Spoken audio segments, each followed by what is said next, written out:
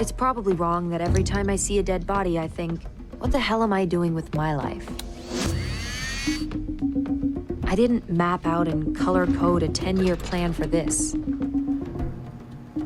This is not me going confidently in the direction of my dreams. I used to have ambition. I used to be passionate, inspired, alive. Now I'm mostly just hungry. Oh, and a zombie, so there's that.